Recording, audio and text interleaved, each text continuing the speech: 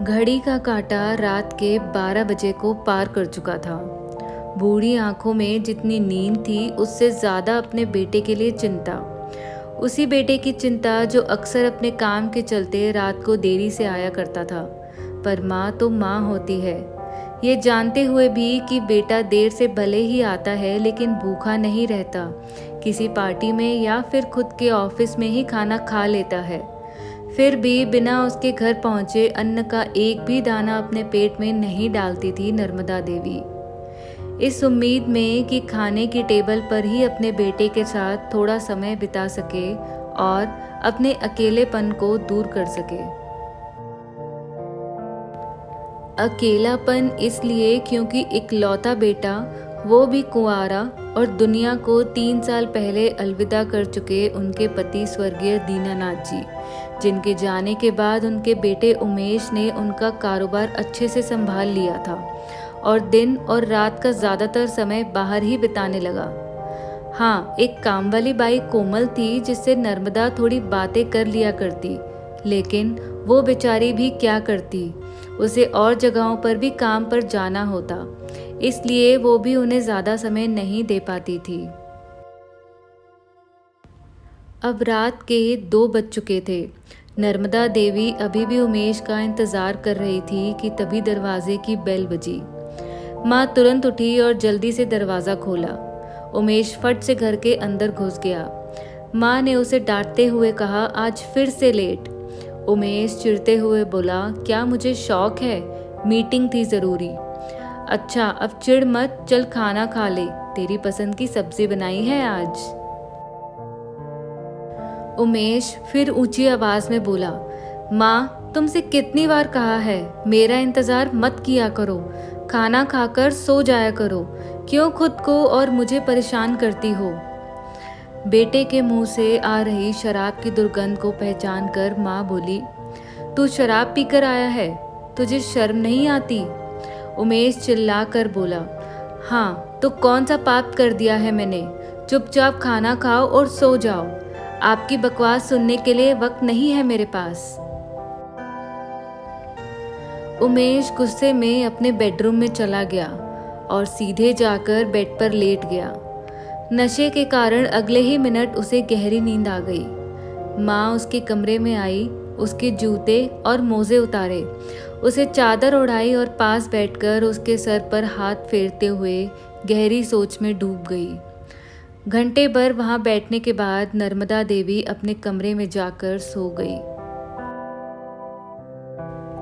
सुबह उमेश के कमरे के दरवाजे पर कोमल ने दस्तक दी। नींद में ही उमेश ने पूछा, कौन है? कोमल बोली, मैं हूँ मालिक, कमरे में झाड़ू लगाना है। उमेश बिना आंखें खोले ही बोला, ठीक है, सफाई करके दरवाज़ा बंद करके जाना। कोमल अपने काम में लग गई। झाड़ू मारते मारते कोमल की नज़र बेड के नीचे पड़े वॉलेट पर पड़ी, जिसमें कुछ कार्ड्स के साथ ही कई नकद रुपए भी थे। कोमल ने वॉलेट उठाया, एक बार वॉलेट को और एक बार सोते हुए अपने मालिक को देखा, फिर वॉलेट को उसके तकिए के पास रखकर चली गई। सुबह 10 बजे उमेश नाश्ता करके अपने ऑफिस की तरफ निकल गया। रास्ते में पेट्रोल पंप पर पेट्रोल भराने के लिए गाड़ी रोकी और पैसे देने के लिए वॉलेट निकाला, तब उसमें पैसे नहीं थे। उसने वॉलेट को अच्छे से चेक किया, फिर भी उसे पैसे नहीं दिखे। अंत में वो कार्ड से पेमेंट करके ऑफिस चला गया। ऑफिस पहुंचकर उमेश अपने रोज के काम में व्यस्त हो गया। अपने कस्टमर्स को वो नए प्रोडक्ट के बारे में प्रेजेंटेशन दे रहा था कि तभी उसके फ़ोन की घंटी बजी। फ़ोन पर माँ का नाम आ रहा था। उसने फ़ोन ना उठाकर उसे साइलेंट पर कर दिया, लेकिन फिर भी बार बार माँ फ़ोन कर रही थी। इसलिए परेशान होकर उसने फ़ोन उठाया और साइड में जाकर माँ से बात करने लगा।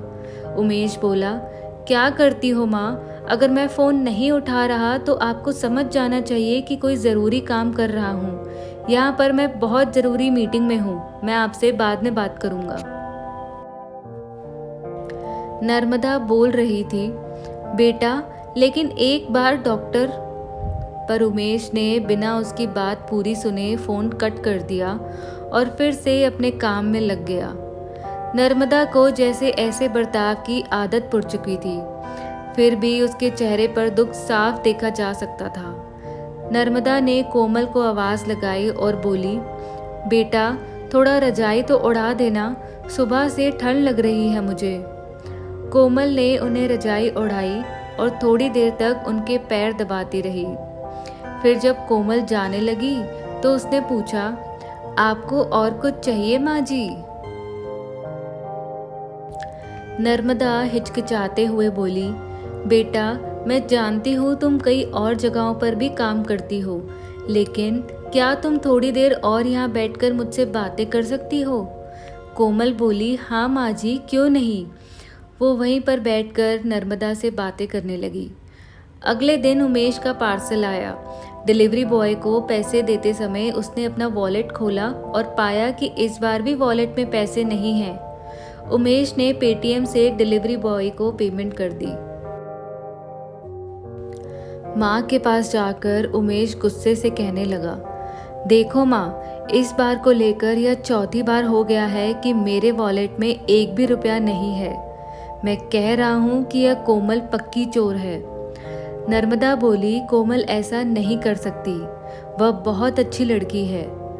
उमेश बोला, उसने तुम्हारे पैर दबाकर और तुम्हारे साथ चिकनी चुपड़ी बातें करके तुम्हें अपने जाल में फंसा लिया है, इसलिए तुम्हें वो अच्छी ही नजर आएगी।